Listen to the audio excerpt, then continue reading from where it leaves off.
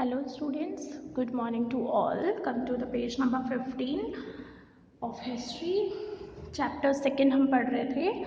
So today's topic is company rule expense. अब कैसे company का जो रूल है वो कैसे एक्सपेंड होता गया. ठीक है, अभी तक मैंने आपको क्या बताया था पीछे कि पहले जब तक मीर जाफ़र थे तब तक कंपनी को बिल्कुल भी इंटरेस्ट नहीं था कि हमें यहाँ पे इंडिया पे रूल करना है.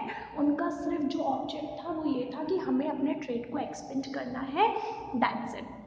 लेकिन आफ्टर मीर जाफ़र और मीर कुज़िम वो उनकी सोच क्या होने लगी थी, रॉबर्ट क्लाइव से लेकर उनको ये लगने लगा था कि नहीं, अब हमें 1765 में जैसे ही मीर जाफ़र की मौत हो गई उसके बाद उन्होंने क्या सोचा, उन्होंने सोचा कि अब हमें खुद नवाब बनना है, खुद रूल करना है, क्योंकि ये जो लोकल पपेट्स हैं ये हमारे किसी काम के नहीं है. और उन्होंने फिर खुद से रूल करने का सोचा.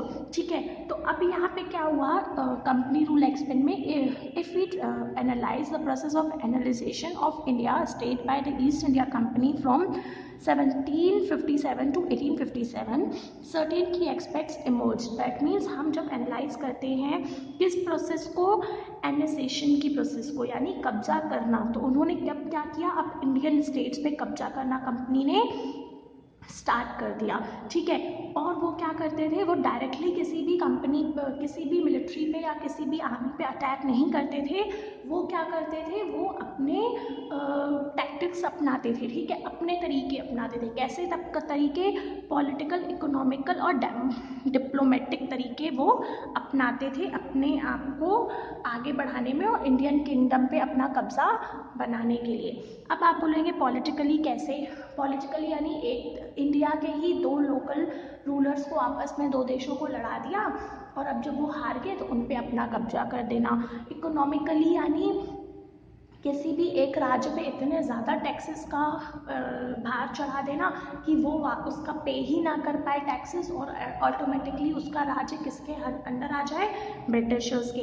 डिप्लोमेटिकली उनको डिप्लोमेट करके, उनको समझा करके हम आपकी रक्षा करेंगे, हम आपका साथ देंगे, हम आपके फ्रेंड है, ये वो करके उसको डिप्लोमेटिक तरीके से इंडियन किंगडम को आफ्टर अपने अंडर कर देना. आफ्टर द बैटल ऑफ बुसार, मैंने आपको बुसार बताया था, बुसार बैटल हुआ था जब मीर कुज़िम ने कंप्लेन की थी, तब हुआ था ये बैटल ऑफ बुसार 1764 में. ठीक है, इन सब के बाद कंपनी ने क्या किया, कंपनी ने अपॉइंट करना स्टार्ट कर दिया residents in Indian state. Residents in Indian state का मतलब स्टूडेंट्स, कंपनी ने क्या कर दिया, जो उनके अंडर अभी राज्य नहीं थे, अभी जो उनके अंडर स्टेट्स नहीं थे, वहाँ के जो रूलर्स थे उनके वहाँ पे उन स्टेट्स में अपना अपना एक जासूस लगा देना और ये देखना कि अब वो उन पे अपना जासूसी करता रहेगा, जो रूलर्स क्या कर रहे हैं, कैसे रह रहे हैं, कहाँ लड़ रहे हैं, क्या कर रहे हैं, कैसे अपने राज्य को चला रहे हैं, इन सब की इंफॉर्मेशन वो जो रेसिडेंट्स हैं वो अपने हेड को, यानी कंपनी के हेड को आके देते थे. उनका काम क्या था, सिर्फ सारी कंपनी के इंटरेस्ट में जो इम्पोर्टेंट बातें हैं वो सारी बातें आके देना, जस्ट लाइक अ जासूस यानी एजेंट्स का काम करते थे. ठीक है, through the residents the company official became interfering. अब जैसे जैसे ये इन्फॉर्मेशन देते थे, इनको सारी इन्फॉर्मेशन पता चलती जा रही है दूसरे राज्य की, तो कंपनी ने क्या स्टार्ट कर दिया, कंपनी ने उनके सारे इंडियन स्टेट्स की इंटरनल अफेयर्स में उनके अंदर के जो लफड़े होते थे, उनके जो मैटर्स होते थे, उनके बीच में इंटरफेयर करना स्टार्ट कर दिया. क्योंकि अब इनको क्या लगता था कि अब हमें ये डिसाइड करना है, क्योंकि अब इनका इंटेंशन रूल करना हो चुका था, है ना. पूरी इंडिया की जितनी भी स्टेट्स है सबको कब्जा करना, एनेक्स करना स्टार्ट कर दिया था इन्होंने, है ना. तो इनको क्या करना था कि अब यही डिसाइड करेंगे कि कौन थ्रोन पे बैठेगा. ठीक है, कौन अपॉइंट होगा एडमिनिस्ट्रेशन की पोस्ट के लिए. ठीक है, ये सारी चीज़ें इनको कंपनी को करनी थी, तो इन्होंने जासूस बैठा के रखा था. ठीक है, उसके बाद the company force the states into a subsidiary alliance. अब कंपनी ने सारी स्टेट्स को सब्सिडरी अलायंस को फॉलो करने के लिए बोल दिया गया। अब सब्सिडरी अलायंस क्या होती है स्टूडेंट? सब्सिडरी अलायंस ये होती है, इस अलायंस के अनुसार जो इंडियन रूलर है वो इंडिपेंडेंट अपनी आर्मी नहीं भेज सकता, ठीक है। वो बिल्कुल भी अलाउड ही नहीं है कि वो किसी भी बैटल में या फिर किसी फाइट में अपनी आर्मी भेजे, ठीक है। सब्सिडरी अलायंस में वो अपनी आर्मी नहीं भेज सकता, और आर्मी तो नहीं भेजेगा क्योंकि जो कंपनी है वो उनको प्रोटेक्ट करेगी, कंपनी उनको अपनी आर्मी देगी उस बैटल में लड़ने के लिए। अब इतना हेल्प क्यों कर रही है कंपनी इंडियन रूलर्स का? वो इसलिए क्योंकि उसके बदले सब्सिडरी अलायंस में ये लिखा था, इस अलायंस में साफ साफ ये लिखा था कि आप बिल्कुल भी अलाउड नहीं हो अपनी आर्मी को फाइट में भेजने के लिए। आप हमसे आर्मी लोगे, हम आपकी रक्षा करेंगे, हम आपको प्रोटेक्ट करेंगे, और उनके बदले हमें आपसे कुछ पैसा चाहिए, आपको पे करना पड़ेगा। और अगर कोई इंडियन रूलर उनको पे करने में, उनको पेमेंट करने में फेल हो जाता तो उनके राज्य का कुछ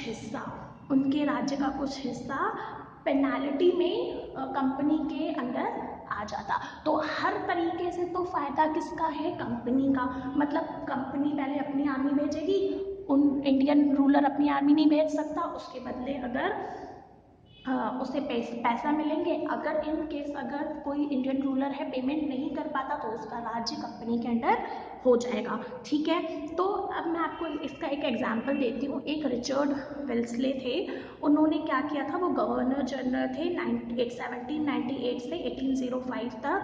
उन्होंने क्या किया था, उन्होंने नवाब ऑफ अवध के ऊपर सब्सिडरी अलायंसेस चलाया था, और उन्होंने ये बोला था कि आप अपना आधा पूरा इलाका हमें दे देंगे अगर आप हम पे नहीं कर पाते तो। और यही हुआ था क्योंकि नवाब ऑफ अवध ने नहीं पे कर पाए थे उनके सब्सिडरी फोर्सेस के अलायंसेस को, तो उनका जो आधा टेरिटरी है, आधा इलाका किसके अंडर आ गया था?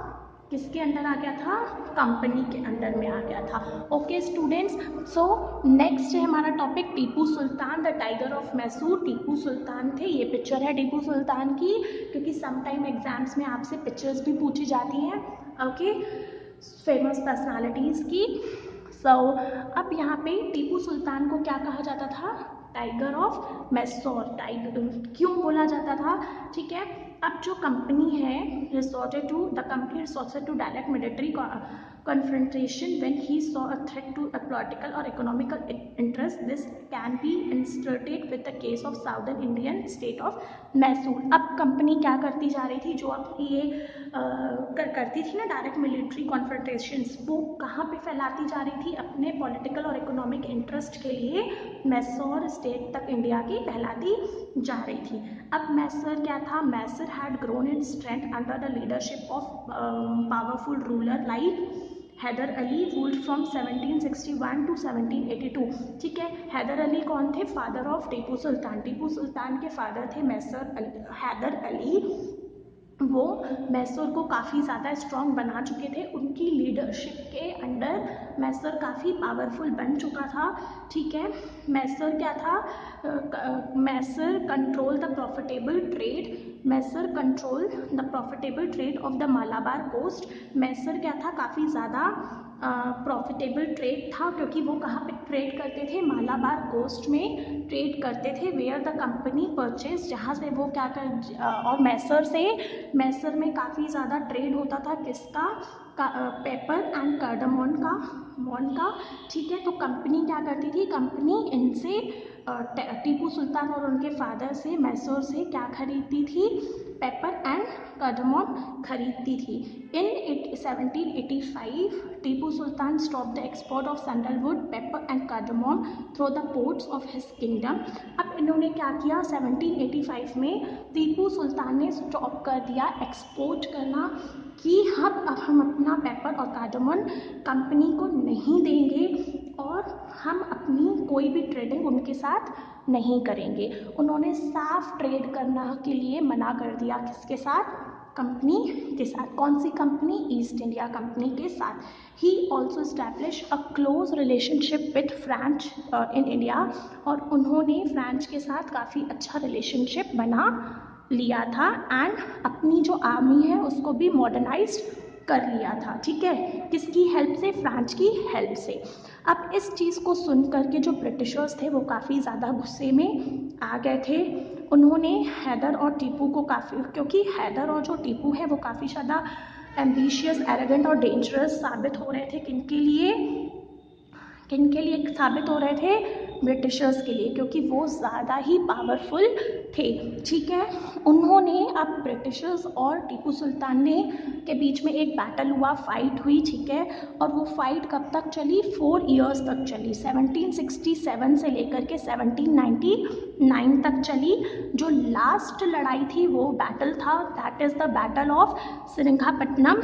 Did the company ultimately win a victory? और वो जो लास्ट बैटल था उसमें कंपनी फाइनली जीत गई, है ना। And Tipu Sultan was still defending his capital Seringapatam, और अपनी कैपिटल को, जो टीपू सुल्तान की मैसूर की कैपिटल थी सेरिंगापट्टनम, उसको बचाते बचाते टीपू सुल्तान मारे गए। Mysore was placed under the former ruling density of the Wodeyars and subsidiary alliance was imposed on the state. और फिर जो मैसूर है वो फाइनली किसके अंडर आ गया? वोडेयर्स के अंदर आ गया, और वहाँ पे सब्सिडरी अलायंस इम्पोज होने लगा। ओके स्टूडेंट्स, लास्ट में मैं आपको ये एक पिक्चर दिखाना चाहूँगी। यहाँ पे एक लायन है, एक टाइगर है, जो कि ब्रिटिशर्स की एक कमांडर को खा रहा है, जिससे ये आज भी कहाँ रखा गया है? ये जो टॉय है ये आज भी विक्टोरिया एंड अल्बर्ट म्यूजियम में लंदन की, इसे आज भी रखा गया है। Okay students, thank you.